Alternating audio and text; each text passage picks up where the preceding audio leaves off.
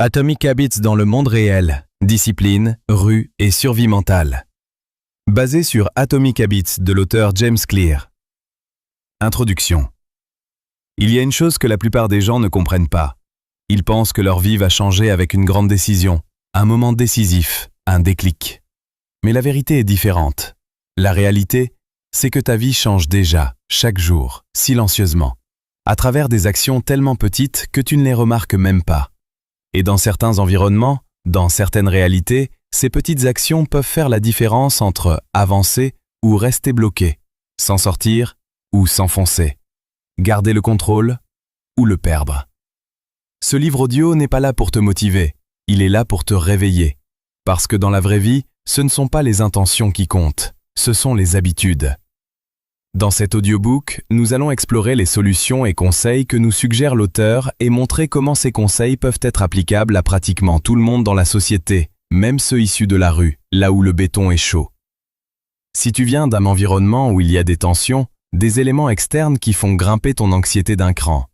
Si tu veux changer et reprendre ta vie en main, cet audiobook va t'aider en faisant le résumé du livre Atomic Habits par l'auteur James Clear et en faisant des corrélations avec certaines choses que tu pourrais rencontrer dans ton quotidien. Tu as déjà posé la bonne action en venant ici. Notre but, aider le plus de gens possible dans leur quête de discipline et dignité. Chapitre 1. Tu deviens ce que tu répètes. Regarde bien autour de toi. Dans n'importe quel environnement, que ce soit un quartier difficile, une grande ville sous pression ou même une vie en apparence stable, les gens finissent presque toujours par ressembler à ce qu'ils font tous les jours. Pas ce qu'ils disent, pas ce qu'ils promettent, pas ce qu'ils rêvent, ce qu'ils répètent. Un gars qui traîne tous les jours devient celui qu'on voit toujours traîner. Une personne qui consomme chaque jour pour fuir devient quelqu'un qui dépend de cette fuite. Et quelqu'un qui travaille sur lui, même un peu, même lentement, devient différent, souvent sans même s'en rendre compte. C'est lent, c'est discret, c'est presque invisible, mais c'est constant. Chaque action que tu fais est comme un vote pour ton futur, un vote pour ton identité. Tu ne deviens pas quelqu'un du jour au lendemain, tu accumules des preuves. Preuve que tu es discipliné, ou preuve que tu ne l'es pas. Preuve que tu prends le contrôle, ou preuve que tu le laisses filer. Et à force d'accumuler ces preuves, tu finis par y croire, tu finis par te voir comme cette personne. Maintenant, il faut parler de réalité. Pas une version romantique, pas une version Instagram. La réalité. Dans plusieurs pays occidentaux, y compris au Canada et aux États-Unis, les statistiques montrent une chose inquiétante. Une proportion importante des personnes incarcérées a développé des habitudes destructrices très tôt. Aux États-Unis, par exemple, près de 65% des détenus ont un trouble lié à la consommation de substances, et plus de 80% ont été exposés à des environnements instables ou à des schémas répétitifs négatifs dès l'adolescence. Ce n'est pas un hasard, ce n'est pas juste la malchance, c'est une accumulation. Personne ne commence en disant « je veux détruire ma vie », ça ne marche pas comme ça. Ça commence petit, très petit. Une mauvaise décision, une fréquentation répétée, une habitude tolérée. Puis ça devient une routine, puis une normalité, puis une identité. Et c'est là que beaucoup se perdent. Parce que quand quelque chose devient normal, tu ne le questionnes plus. Tu ne vois même plus que c'est un problème. Tu penses que c'est juste la vie. Mais maintenant, écoute bien, parce que c'est là que ça change. Si les habitudes peuvent te détruire lentement, elles peuvent aussi te reconstruire, de la même façon, avec le même principe. Les études en psychologie comportementale montrent que changer une seule habitude clé peut influencer plusieurs aspects de la vie. Les personnes qui réussissent à sortir de cycles négatifs commencent rarement par un grand changement. Elles commencent par reprendre le contrôle de leurs pensées, puis de leurs actions. Parce que tout commence là, dans ce que tu te dis à toi-même. Si chaque jour tu te répètes inconsciemment « c'est trop tard pour moi, je suis comme ça, je ne peux pas changer », tu renforces une identité. Mais si tu changes ce dialogue, même légèrement, tu ouvres une porte. Sortir d'un cycle négatif ne commence pas par une révolution. Ça commence par une décision différente. Une seule, puis une autre. Puis une autre. Quelqu'un qui décide de ne plus suivre certains patterns, de limiter certaines influences, de consacrer 10 minutes par jour à apprendre ou réfléchir est déjà en train de changer sa trajectoire. même si personne ne le voit, même si ça semble insignifiant. Parce que la vérité, c'est que les gens ne sont pas prisonniers d'un moment, ils sont prisonniers d'un système répété. Et quand tu changes le système, tu changes le résultat. Ce chapitre ne parle pas de perfection, il parle de prise de conscience. Parce que tant que tu ne vois pas tes habitudes, tu ne peux pas les changer. Alors pose-toi une question simple. Qu'est-ce que je répète chaque jour qui est en train de construire ma vie actuelle? Et surtout, est-ce que ça me rapproche de la personne que je veux devenir? Parce qu'au final, tu ne deviens pas ce que tu veux être. Tu deviens ce que tu répètes. Chapitre 2. Ton environnement te façonne. Regarde autour de toi, pas juste rapidement. Observe vraiment. Les gens, les habitudes, les conversations, l'énergie. Parce que tu le veuilles ou non, ton environnement est en train de te programmer chaque jour. Tu peux être motivé, tu peux avoir de bonnes intentions, tu peux vouloir changer. Mais si ton environnement reste le même, il va te tirer en arrière, silencieusement, progressivement, constamment. Dans Atomic Habits, une idée revient souvent. Le comportement est souvent une réponse à l'environnement, pas à la volonté, pas à la motivation, à ce qui t'entoure. Dans certains milieux, il y a une pression invisible. Personne ne te force directement, mais tu sens que tu dois agir d'une certaine manière, tu dois suivre certains codes, tu dois t'adapter pour rester dans le groupe. Et sans t'en rendre compte, tu changes. Les recherches en psychologie sociale sont très claires. Les individus adoptent naturellement les comportements du groupe auquel ils appartiennent, même quand ces comportements vont contre leurs propres intérêts. C'est ce qu'on appelle l'influence normative. Tu veux être accepté, tu veux éviter le rejet, alors tu ajustes. Maintenant, regarde ça de plus près. Dans des environnements instables ou sous pression constante, les décisions sont souvent prises rapidement. Les réactions sont impulsives, les comportements deviennent automatiques. Pourquoi? Parce que le cerveau s'adapte pour survivre. Mais cette adaptation a un prix. Elle peut t'enfermer dans des schémas, des routines, des réflexes, des habitudes qui deviennent difficiles à casser. Certaines études montrent que une grande proportion des comportements quotidiens est dictée par des automatismes. Plus de 40% de nos actions sont des habitudes, pas des décisions conscientes. Ça veut dire quoi? Que si ton environnement est mauvais, une grande partie de ta vie va l'être aussi, automatiquement. Et c'est là que beaucoup se trompent. Ils pensent manquer de discipline. Mais en réalité, ils sont entourés de déclencheurs négatifs. Un environnement peut te pousser à perdre du temps, adopter des comportements risqués, rester dans une boucle. Sans que tu t'en rendes compte. Mais maintenant, voici la partie importante. Tu ne contrôles pas toujours où tu es. Tu ne contrôles pas toujours ta situation actuelle, les gens autour de toi, le contexte dans lequel tu évolues. Mais tu contrôles quelque chose de puissant, ce que tu laisses entrer dans ton esprit. Même dans un environnement difficile, tu peux créer une différence, une séparation, une forme de contrôle. Par exemple, tu ne peux peut-être pas changer ton quartier, mais tu peux changer ce que tu regardes sur ton téléphone, ce que tu écoutes chaque jour, les idées auxquelles tu t'exposes. Et ça, c'est énorme. Parce que ton cerveau ne fait pas toujours la différence entre ton environnement physique et ton environnement mental. Si chaque jour tu t'exposes à du contenu qui t'élève, des idées qui te poussent à réfléchir, des messages qui renforcent la discipline, tu commences à créer un nouvel environnement interne. Et cet environnement interne influence tes décisions externes. C'est comme ça que certaines personnes arrivent à évoluer, même dans des conditions difficiles. Pas parce qu'elles sont différentes, mais parce qu'elles ont réussi à filtrer leur environnement, reprendre le contrôle de ce qui les influence. Mais attention, l'environnement ne se limite pas à ce que tu vois. Il inclut aussi les gens avec qui tu passes du temps, les conversations que tu entends, les normes que tu acceptes. Si autour de toi, certaines choses sont normalisées, le manque de discipline, la fuite, la stagnation, alors ces choses deviennent invisibles. Elles deviennent normales. Et ce qui est normal n'est plus remis en question. C'est comme ça que des cycles entiers se répètent, pas par choix conscient, mais par exposition constante. Alors la vraie question devient, est-ce que ton environnement te pousse vers le haut ou est-ce qu'il t'endort? Parce que rester dans un environnement qui te tire vers le bas, sans mettre de limites, C'est comme essayer d'avancer avec un poids attaché aux pieds. Mais encore une fois, tu n'as pas besoin de tout changer d'un coup. Tu peux commencer petit, très petit. Créer des micro-changements, passer moins de temps dans certaines situations, réduire certaines influences, introduire de nouvelles sources d'informations. Ce sont des détails, mais ces détails changent la direction. Et avec le temps, ils changent la trajectoire complète. Les personnes qui réussissent à sortir de cycles négatifs ne sont pas toujours celles qui changent tout d'un coup. Ce sont celles qui modifient progressivement leur environnement, et donc leurs habitudes. Parce qu'au final, tu ne combats pas. Chapitre 3.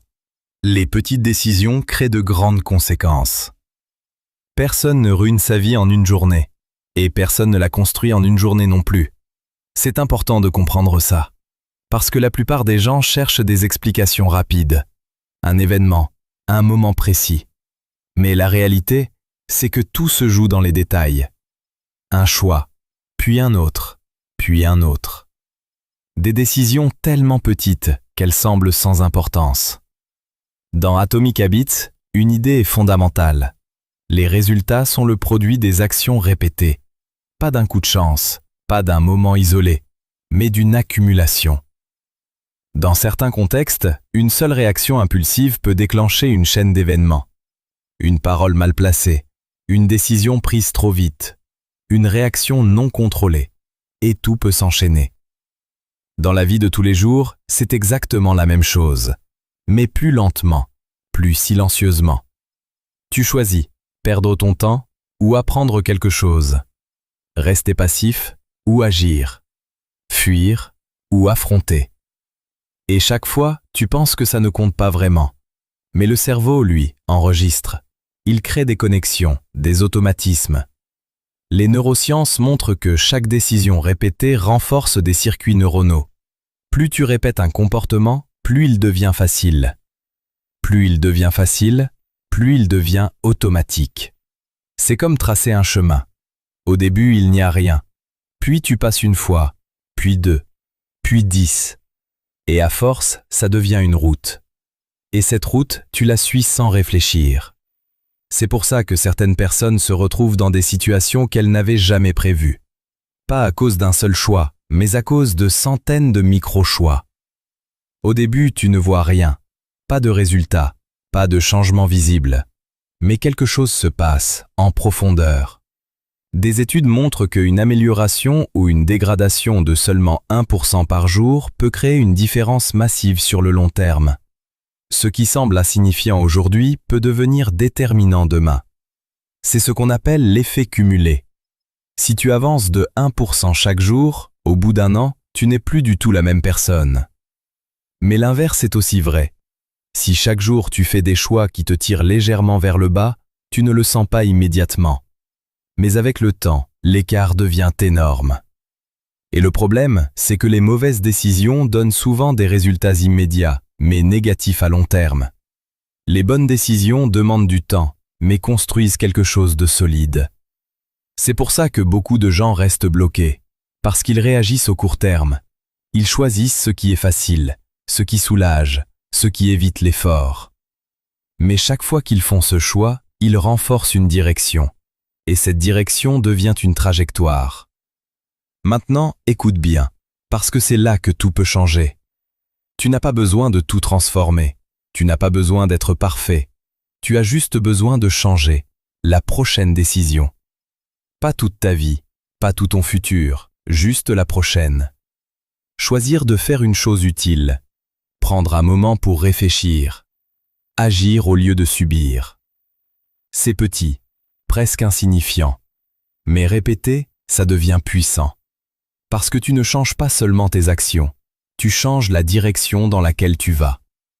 Et une direction, même légèrement différente, avec le temps, t'emmène à un endroit complètement différent. C'est comme deux personnes qui partent du même point. Au début, elles semblent aller dans la même direction. Mais l'une dévie légèrement, juste un peu. Après un jour, aucune différence. Après une semaine, presque rien. Mais après un an, elles sont à des kilomètres l'une de l'autre. C'est ça le pouvoir des petites décisions. Alors pose-toi une question simple, mais honnête. Quelle direction mes décisions quotidiennes sont-elles en train de créer? Parce que tu ne vois peut-être pas encore les résultats, mais tu es déjà en train de construire quelque chose. Chaque jour, chaque choix, chaque action. Et au final, ta vie ne sera pas définie par une grande décision. Elle sera définie par des milliers de petites décisions que tu pensais sans importance. Chapitre 4. La discipline bat la motivation. La motivation est séduisante. Elle te donne un sentiment de puissance. Elle te donne envie d'agir. Elle te fait croire que tout est possible. Mais il y a un problème. La motivation ne dure pas. Elle dépend de ton humeur, de ton énergie, de ton environnement, de ce qui t'arrive dans la journée. Un jour, tu es motivé. Le lendemain, plus rien. Et si ta vie dépend de ta motivation, alors ta vie devient instable, imprévisible, fragile. Dans Atomic Habits, une idée revient clairement. Les systèmes sont plus forts que la motivation. Parce que les systèmes fonctionnent même quand tu n'as pas envie. Maintenant, regarde la réalité. Dans les environnements difficiles, dans les périodes de pression, dans les moments où la vie devient lourde, la motivation disparaît presque toujours. Fatigue, stress, frustration, manque de résultats. Et pourtant, certaines personnes continuent d'avancer. Pas parce qu'elles sont toujours motivées, mais parce qu'elles sont disciplinées. La discipline, ce n'est pas spectaculaire, ce n'est pas inspirant en premier regard, c'est répétitif, c'est parfois ennuyeux, c'est souvent silencieux, mais c'est puissant. La discipline, c'est faire ce que tu dois faire, même quand tu n'en as pas envie. Se lever quand tu es fatigué, avancer quand tu es frustré, continuer quand tu ne vois pas encore de résultats. Et c'est ça qui crée la différence. Les recherches en psychologie comportementale montrent que les personnes qui réussissent sur le long terme ne sont pas celles qui ont le plus de motivation, ce sont celles qui ont les routines les plus solides. Pourquoi? Parce que la discipline réduit le nombre de décisions. Tu ne te demandes plus « Est-ce que je devrais le faire aujourd'hui ?» Tu le fais. Parce que c'est ce que tu fais. Et ça change tout. Parce que chaque fois que tu dois décider, tu ouvres la porte à l'hésitation, à la fatigue mentale, à l'abandon. Mais quand tu as une structure, un système, une routine, tu élimines cette friction. Maintenant, regarde ça dans la réalité. 2 personnes veulent avancer.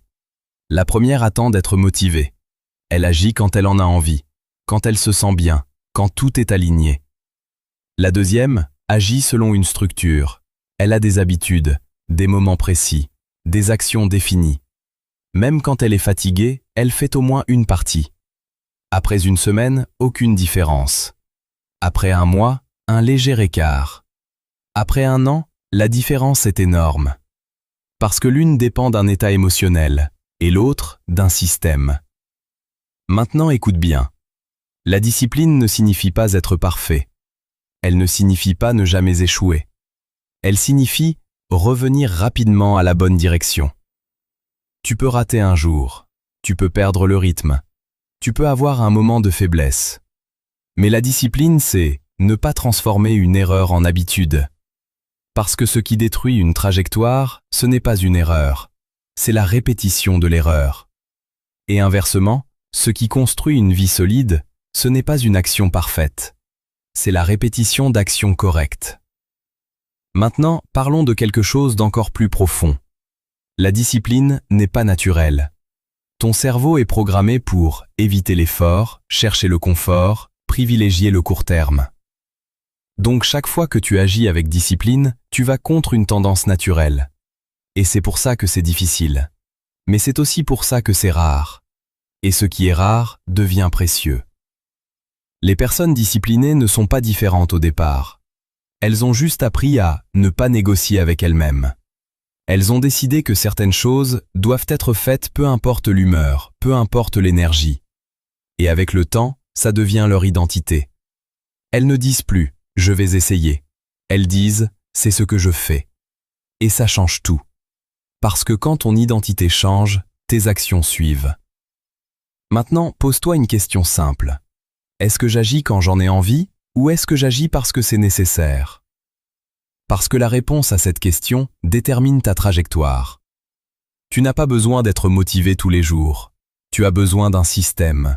Tu as besoin de discipline, même minimale, même imparfaite. Parce qu'au final, ce ne sont pas les moments où tu es motivé qui définissent ta vie. Ce sont les moments où tu continues, alors que tu ne l'es pas. Chapitre 5. Prendre le contrôle de ta direction. Il y a une vérité que beaucoup de gens évitent.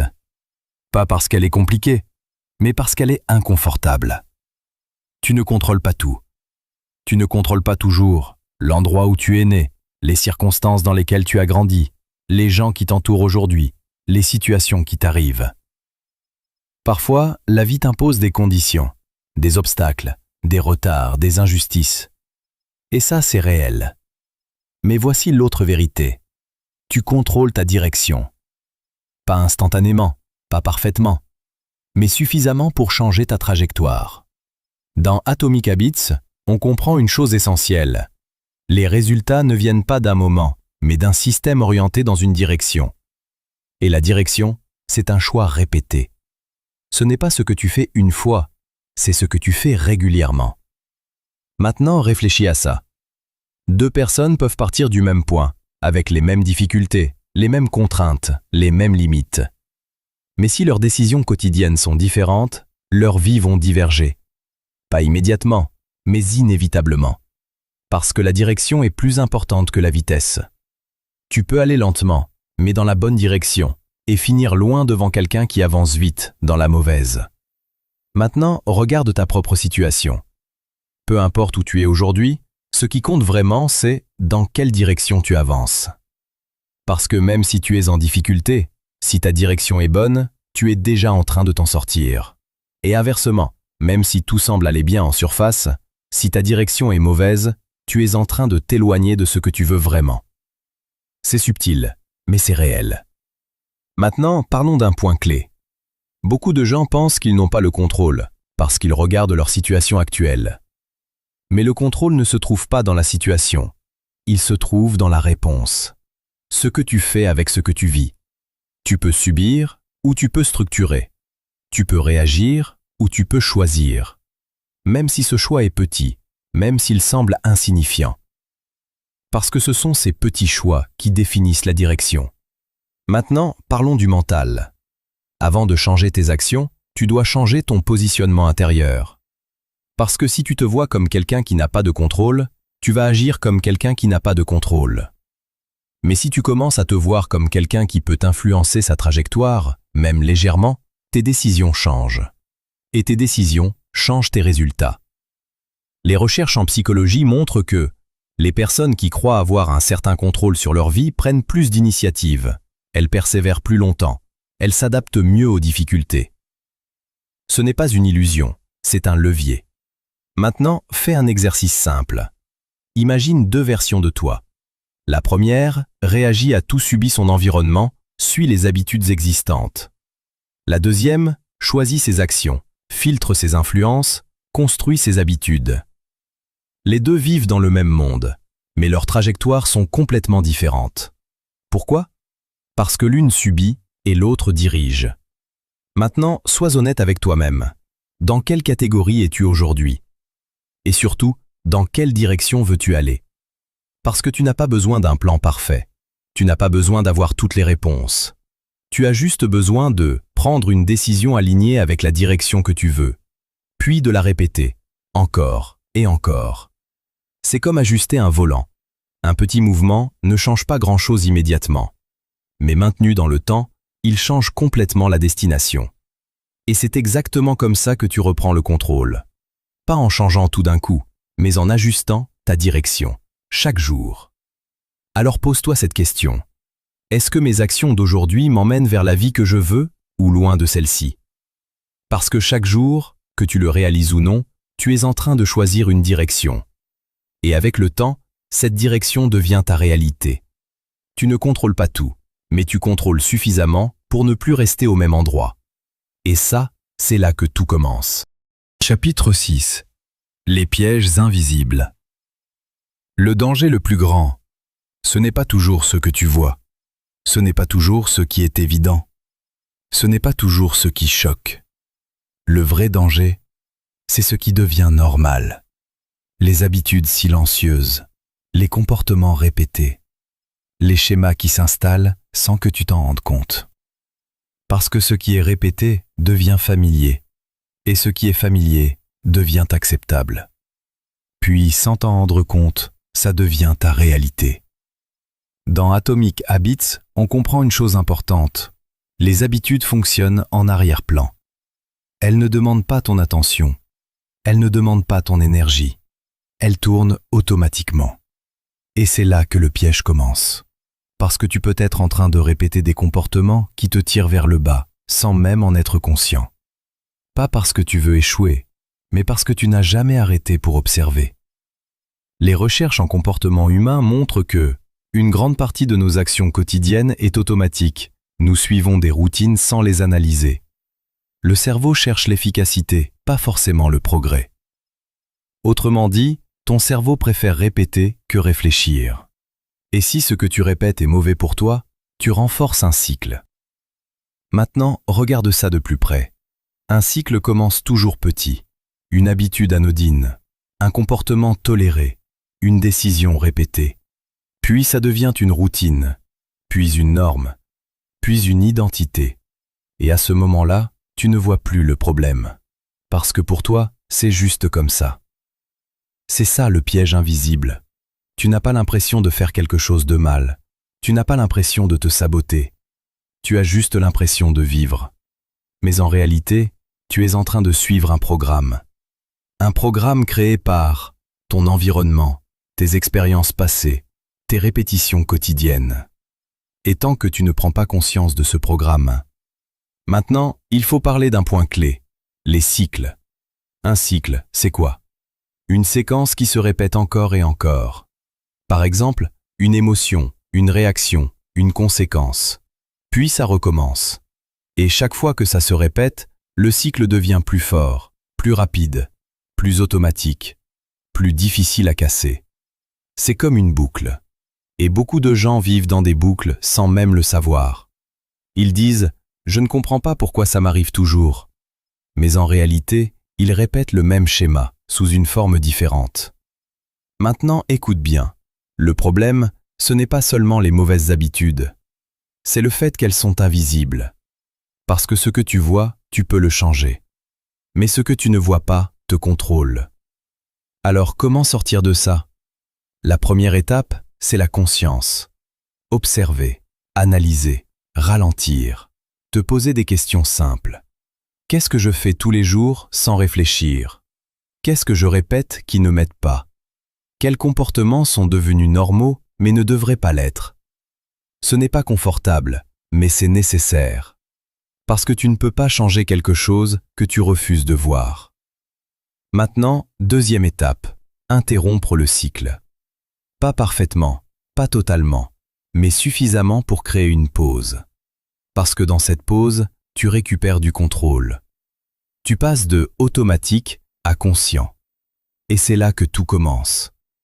Même un petit changement dans un cycle peut créer une nouvelle direction. Et si tu répètes ce nouveau comportement, tu crées un nouveau cycle. Plus sain, plus stable, plus aligné avec ce que tu veux. Maintenant, comprends bien ceci. Tu n'es pas obligé de rester dans un cycle. Mais tu dois le voir, l'accepter et décider de le modifier. Sinon, tu vas continuer à tourner, encore et encore, sans comprendre pourquoi. Alors pose-toi une question simple.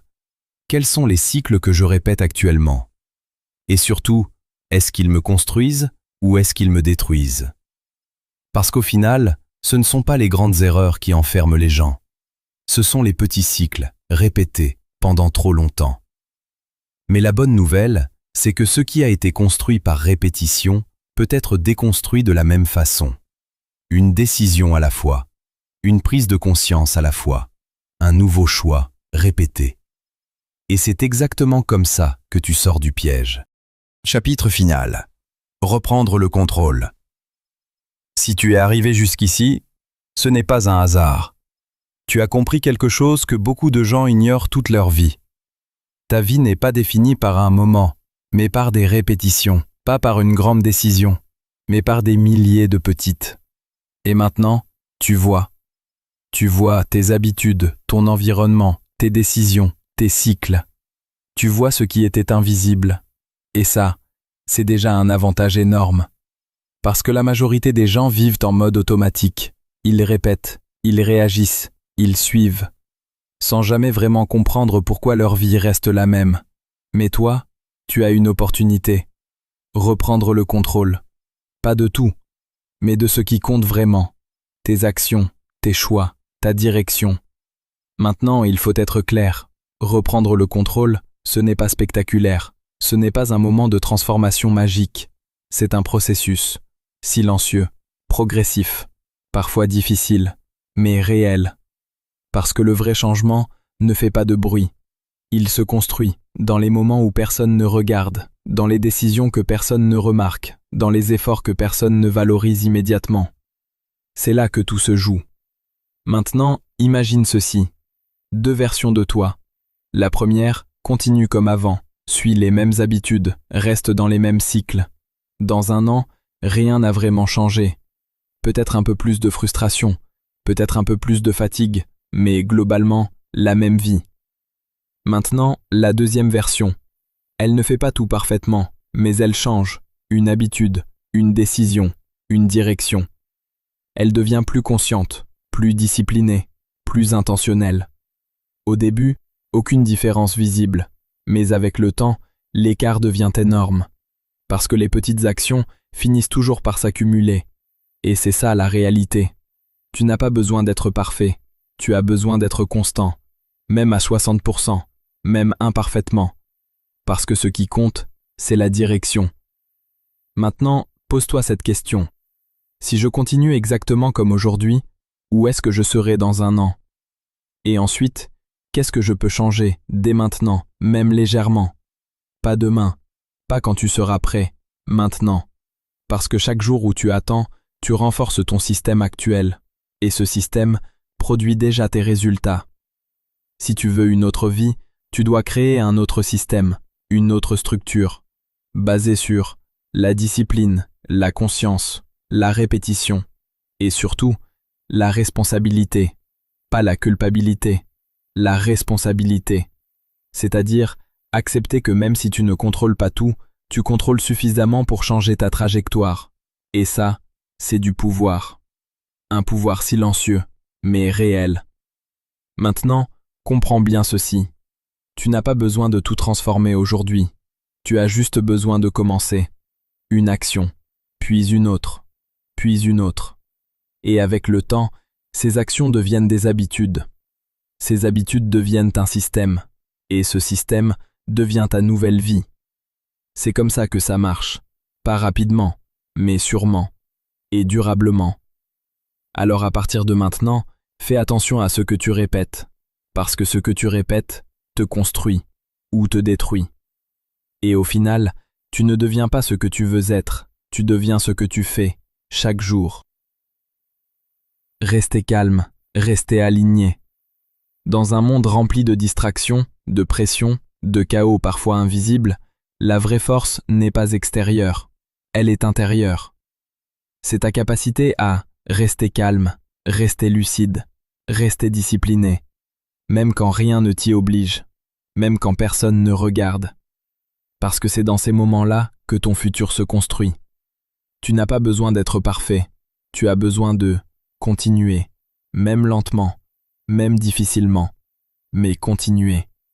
Parce qu'au final, ce ne sont pas les grands moments qui définissent ta vie, ce sont les petites habitudes, répétées, jour après jour, jusqu'à ce qu'elles deviennent ta réalité.